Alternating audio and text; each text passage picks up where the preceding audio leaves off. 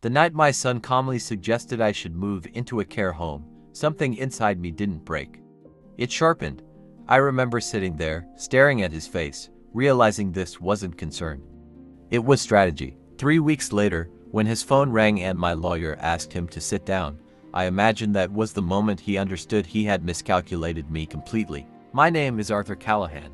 I am 67 years old, and for over 3 decades I ran port logistics along the East Coast, the kind of work that demands precision, patience, and the ability to read chaos before it unfolds. I handled storms, labor disputes, and scheduling disasters that would make most people quit by lunchtime. So when people assume I cannot manage my own life anymore, I find that quietly insulting. I retired 4 years ago, and I built a routine that suited me perfectly. I woke up early, brewed strong coffee, and spent my mornings tending a modest backyard garden that gave me more satisfaction than any boardroom ever had. My afternoons were for books, long walks, and the kind of silence you only appreciate after a lifetime of noise. I was not lonely.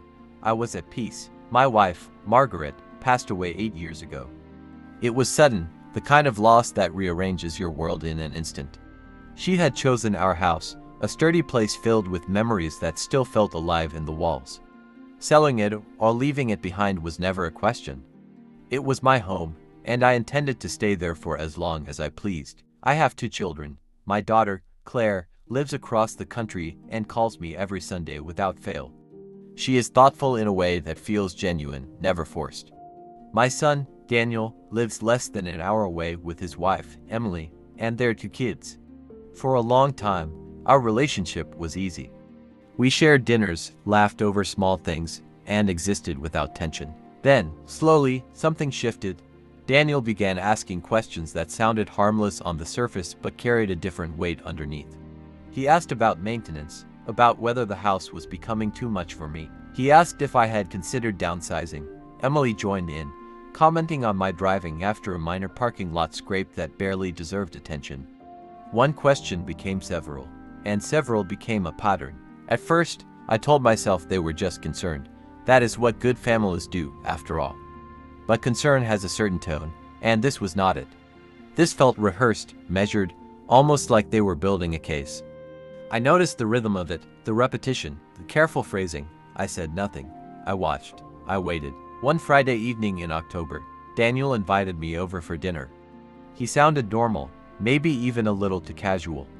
I arrived on time with a bottle of wine, expecting nothing more than a meal and some conversation. The evening started exactly that way. We talked about the kids, the weather, the usual things. It all felt ordinary, almost convincing. After dinner, Emily cleared the table, and Daniel leaned forward in his chair. His voice shifted slightly, becoming more deliberate. He said they had been thinking about me, that they were worried, that they wanted what was best. I sat back and listened as he spoke, and then Emily added her part, her words carefully layered over his. They talked about my age, about the size of my house, about isolation and safety. They mentioned options they had already researched, including a well-reviewed care facility with a gardening program, as if that detail would somehow soften the proposal. Then I noticed the folder sitting on the side table, placed just close enough to feel intentional. In that moment, everything became clear. This was not a conversation, it was a presentation. Every word had been practiced, every concern prepackaged. They had already made their decision. They were simply informing me of it, expecting me to agree. I did not interrupt. I let them finish completely. I studied their expressions, the subtle glances they exchanged, the confidence that I would accept what they were offering. When they were done, the room felt quiet, and they both looked at me with polite expectation. I nodded once and told them I understood. Relief washed over their faces so quickly it almost made me smile. I thanked them for dinner, complimented the meal, and left without another word. As I drove home through the dark, I did not feel angry. I felt focused, the same way I used to feel before solving a complex problem at work. That night, I called my closest friend, a man who has known me long enough to recognize my tone without explanation. I told him about the folder, and he understood immediately. He gave me the name of a lawyer, someone he trusted completely. The next morning, I made the call. Her name was Rebecca Hayes, and she listened to my situation without interrupting. When I finished, she told me something simple and powerful. I was fully capable, fully in control, and under no obligation to follow anyone else's plan for my life. Then she asked if I wanted to ensure that remained true in every possible way. Over the next 3 weeks, I made my own decisions. Quietly, carefully, and with complete clarity, I restructured everything. My home was placed into a trust. My daughter was named as a primary beneficiary alongside a charitable organization. My son was removed entirely from any future claim.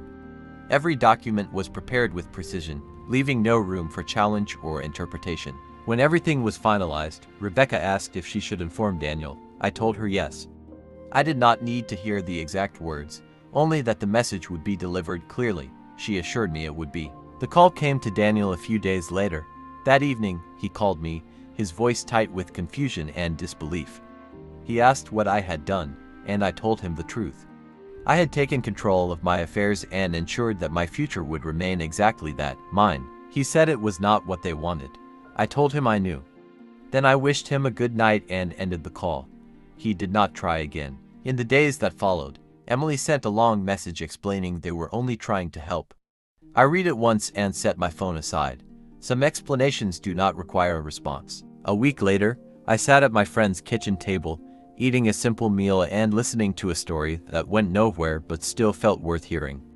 It reminded me of something important. Life does not need to be complicated to be meaningful. When my daughter called that Sunday, I told her everything.